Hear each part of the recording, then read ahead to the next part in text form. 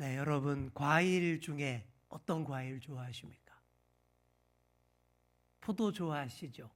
네, 저도 포도 너무 좋아합니다. 포도라는 열매를 보시면요, 그 모양부터가 그냥 주렁주렁, 그죠? 알알이 참으로 탐스럽고 매력이 있습니다. 탱글탱글하고 맛도 좋아요.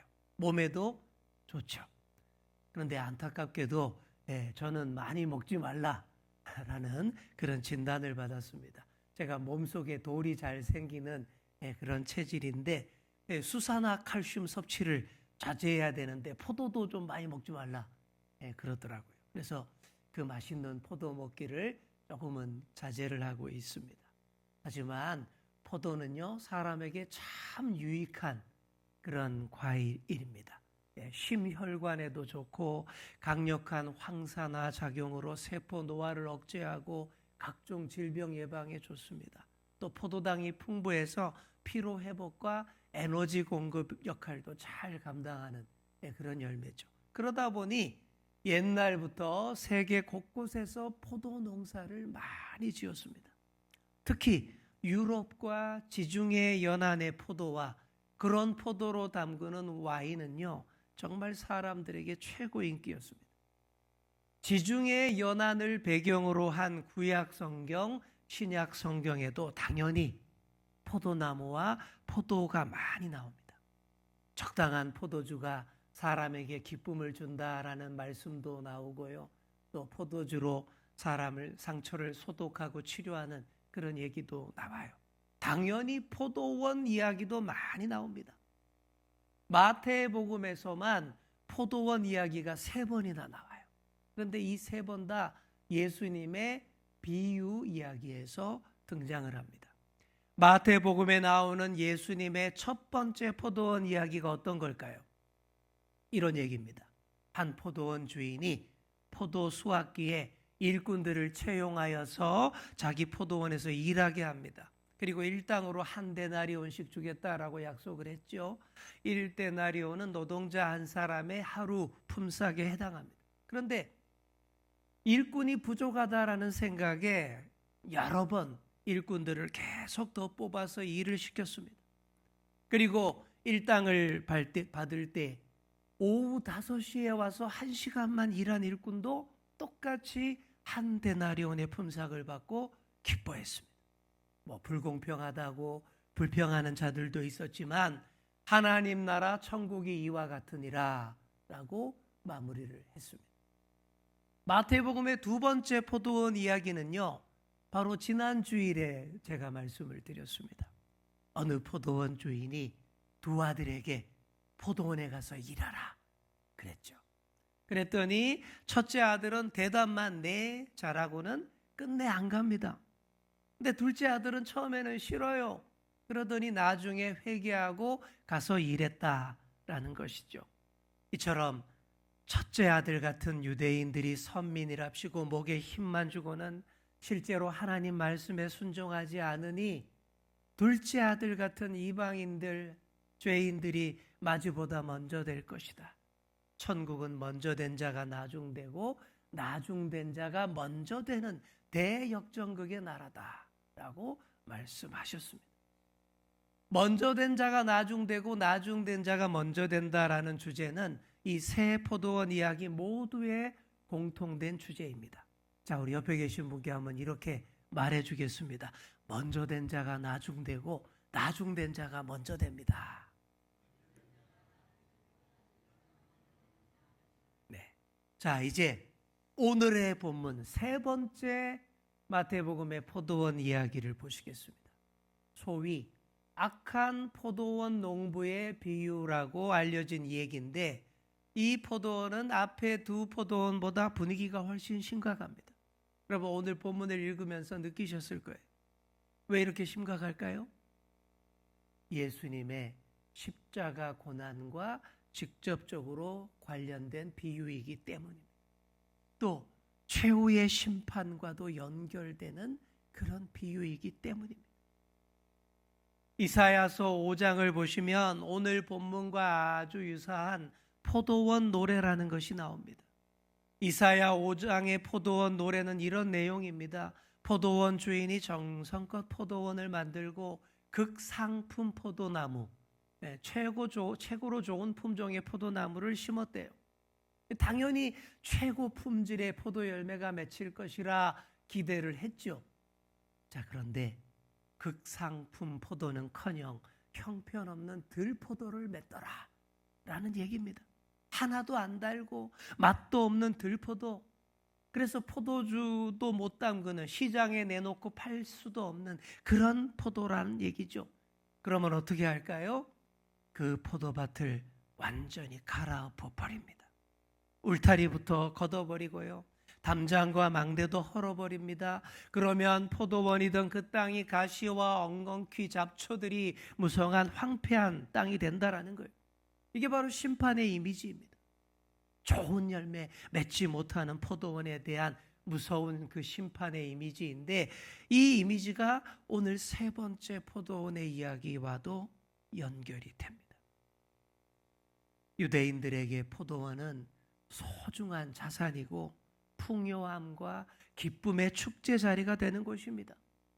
그러니 포도원을 만들 때는요, 정성을 다합니다.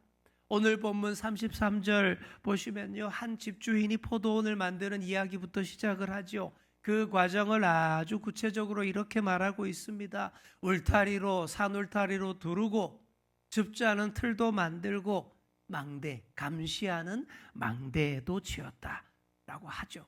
당연히 아주 좋은 포도나무, 묘목도 심었을 거예요. 제대로 갖춘 포도원을 지었다라는 얘기입니다. 가문의 생계와 명예를 위해서 제대로 잘 만든 포도원입니다. 당연히 많은 좋은 열매 맺기를 바랍니다. 그 마음으로 포도원에서 일할 일꾼들을 채용했어요. 그들에게 세를 주고 맡깁니다. 그리고 주인은 중요한 일이 있어서 먼 나라로 출타를 합니다.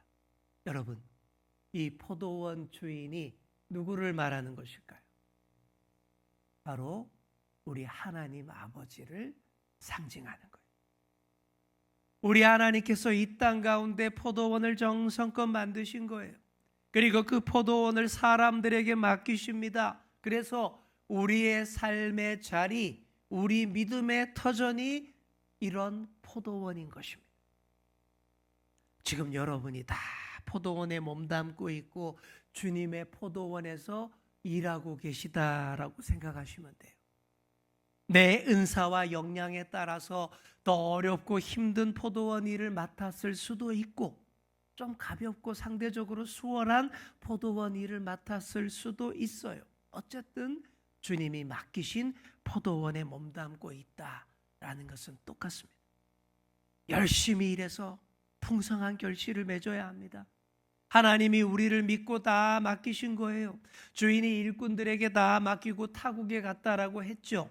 언제 다시 오실지는 모르지만 주님 다시 오실 때까지 간섭받지 않고 마음껏 일할 자유를 충분히 주셨다. 이게 맡겼다라는 것입니다. 다 맡긴다라는 것, 한자로 위임이라고 합니다. 제가 주연교회 담임 목사인데 보다 더 공식적 직함으로는 위임 목사입니다. 노회에 가면 저는 위임 목사 명단에 있습니다. 여러분, 위임 받는다라는 것이 가볍고 쉽습니까? 절대 그렇지 않아요. 아주 무겁습니다. 큰 책임을 감당해야 합니다. 맡겨주신 분을 위해 최선을 다해야 합니다. 자, 우리 옆에 계신 분께 한번 이렇게 말해주겠습니다. 맡겨주신 분을 위해 최선을 다해야 합니다. 아멘. 그런데 안타깝게도 오늘 본문의 포도원 농부들은 크게 착각을 했습니다. 맡겨주신 포도원, 내가 위임받은 포도원이 아니라 그냥 아예 내 포도원인 줄로 착각을 했어요. 주인이 멀리 가 있고 언제 다시 오실지 모르니 내 마음대로 다 해도 된다라고 생각한 겁니다. 그래서 포도 열매를 바쳐야 할 때에 아주 못된 짓을 합니다. 포도 수확철이 됐어요. 포도원 주인이 포도원의 수확을 받기 위해서 종들을 보냈습니다. 뭐 포도 열매 현물로 받든지 포도 열매를 판돈으로 받든지 아니면 그 포도로 담근 포도주 수입으로 받든지 뭐 어떻게든 받는 거죠. 그런데 이 농부들이 어떻게 합니까? 주인이 보낸 종들을 막 때립니다. 돌로 칩니다. 급기야 한 종을 죽이고 맙니다. 여러분, 이게 말이 됩니까? 마땅히 받아야 할 주인의 열매를 달라고 했는데 열매를 바치기는커녕 받으러 보낸 종들을 때리고 구타하고 죽이고 빈손으로 돌려보냈다라는 거예요. 그랬더니 주인이 어떻게 합니까? 다시 다른 종들을 처음보다 더 많이 보냅니다. 처음에 나쁜 행위에 대해서는 묻지도 않아요. 다시 종들을 보내서 좋은 말로 열매를 받으려고 한 겁니다. 그런데 이 완악한 포도원 농부들은 선을 넘었습니다. 두 번째로 보낸 종들에게도 똑같이 한 거예요. 때리고 죽이고 돌로 칩니다. 여러분, 이게 무슨 얘기일까요? 지금까지의 역사 얘기입니다. 하나님 아버지께서 당신의 자녀들을 구원하시기 위해서 오래 참으시며 많은 선지자, 예언자들을 이 땅에 보내셨다라는 그 얘기죠. 마땅한 열매를 맺어서 바치라고 그렇게 하신 거예요. 그래서 하나님이 보내신 많은 선지자들이 이 땅에 와서 말씀을 전했습니다. 열매를 바치라라고 했죠. 그러나 하나같이 그 보낸 종들, 선지자들을 핍박했습니다. 엘리야, 엘리사 선지자가 그렇게 쫓기고 핍박당했습니다. 이사야 선지자는요, 톱으로 썰리는 죽임을 당했습니다. 눈물의 선지자 예레미야는 깊은 구덩이에 던져지고 더 눈물로 기도해야 했습니다. 그 밖에도 많아요. 믿음이 없고 완악한 세대가 한결같이 똑같은 짓을 했습니다. 하나님이 보내신 자들을 때리고 죽이고 돌로 쳤어요. 그 보내신 마지막 종이 세례 요한입니다. 그도 헤롯에게 죽임을 당했습니다. 그래서 포도원 주인이 마지막 조치를 취합니다. 야, 이거 안 되겠다. 마지막으로 내 아들을 보내야지. 내 상속자이니 사실상 포도원 주인이니 아무리 못된 자들이라도 내 아들은 존경할 거야. 그렇게 포도원 주인이 그 주인의 아들이 친히 열매를 받아서 온 거예요. 자, 그랬더니 이 못된 농부들이 어떻게 합니까? 주인이 기대했던 반응과 전혀 달라요. 훨씬 못된 짓을 합니다. 야, 이 아들은 상속자야. 이 사람만 죽이면 이 포도원이 진짜 우리께 될 거야. 말도 안 되는 모의를 합니다. 그리고는 진짜로 그 주인의 아들을 포도원 밖으로 내쫓아 죽이고 맙니다. 네, 요즘도 이런 일들이 가끔 일어나잖아요. 창업주가 회사를 설립하고 평생을 바쳐서 키워놓았습니다. 그리고 믿고 맡길 만한 임원에게 회사를 맡겼는데 그 임원이 주인 행세를 합니다. 창업주의 아들은 법에 걸어서 쫓아버리고 회사를 날름 차지해버립니다. 창업주의 아들은 감옥에서 화병으로 죽고 맙니다. 딱 이런 얘기죠. 오늘 포도원 이야기도 이렇게 끝날 것만 같아요. 그러나 그렇게 끝나지 않습니다. 이 포도원 주인의 상속자, 죽임을 당한 아들이 누구를 말하는지 여러분 아시겠죠? 네, 누구입니까? 바로 우리 예수님을 말하는 거예요. 예수님이 예언적인 그 비유를 하는 거예요. 십자가 죽음을 앞두고 자기 얘기를 하시는 거예요. 우리 예수님이 바로 이런 분위기로 십자가를 지시게 된다라는 표현이죠. 하나님 나라의 상속자이신 예수님을 못된 인간들이 헛된 욕망에 사로잡혀서 십자가에 못 박아 죽이고 우리가 다 차지하자, 마음대로 하자라고 했던 것, 인류 최대의 망언이었습니다.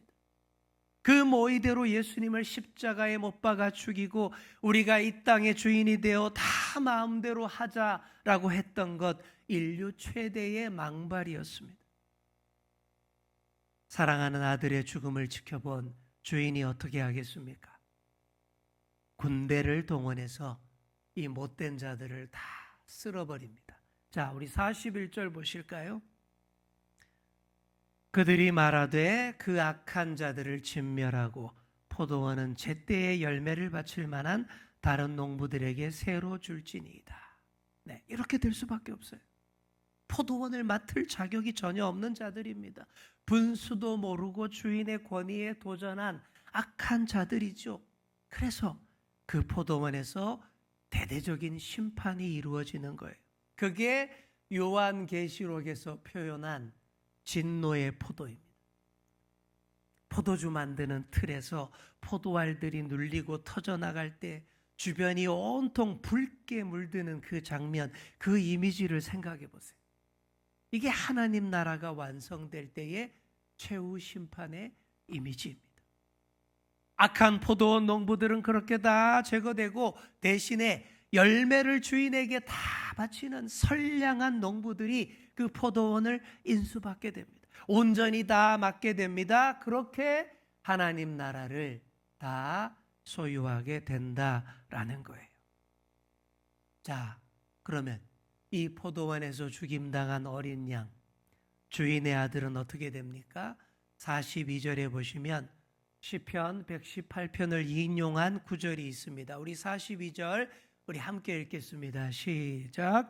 예수께서 이르시되 너희가 성경에 건축자들의 버린 돌이 모퉁 위에 머릿돌이 되었나니 이것은 주로 말미암아 된 것이요 우리 눈에 기이하도다 함을 읽어본 일이 없느냐. 아멘.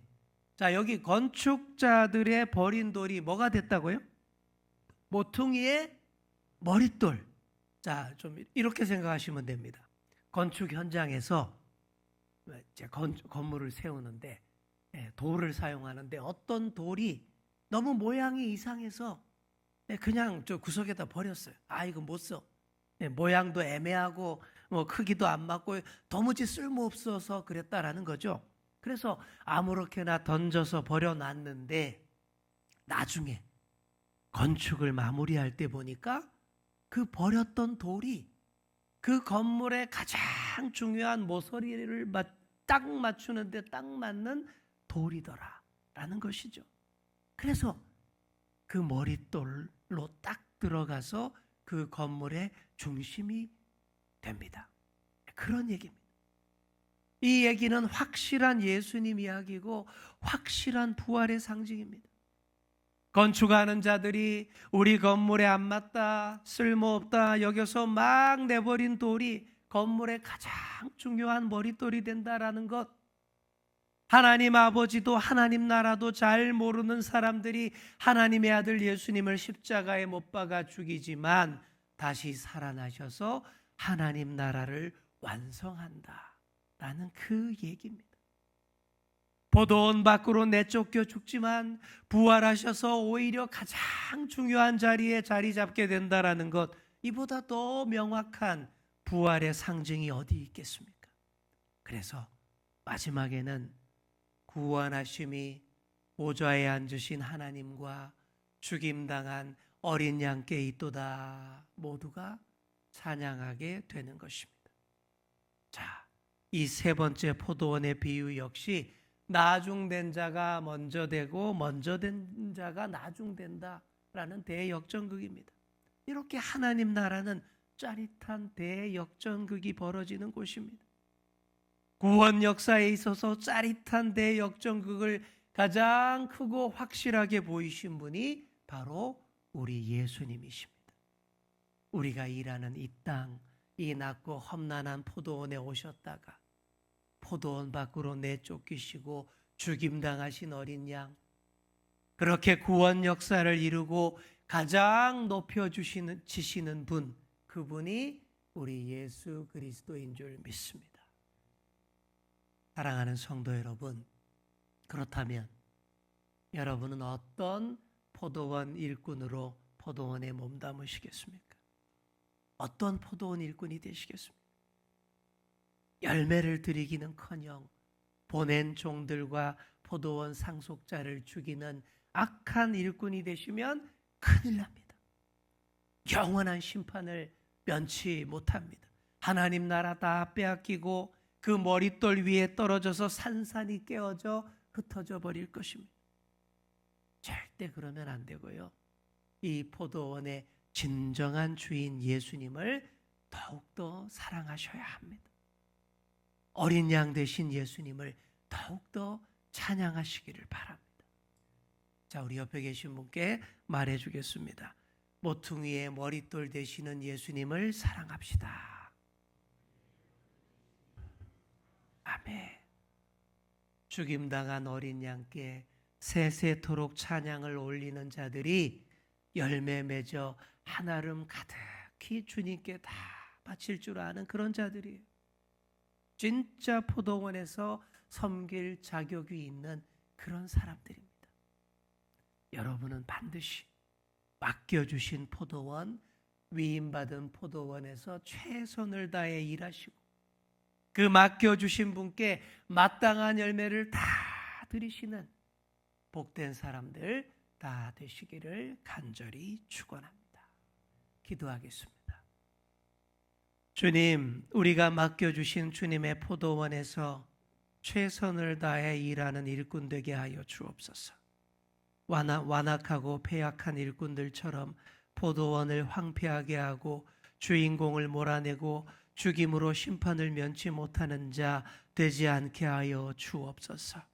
십자가에서 죽임당하신 어린 양께 모든 찬양 올려드리고 그 머릿돌 앞에 우리의 무릎을 꿇으며 맡겨주신 포도원에서 최선을 다해 일하는 우리가 되게 하여 주옵소서. 감사드리며 예수님의 이름으로 기도드립니다. 아멘.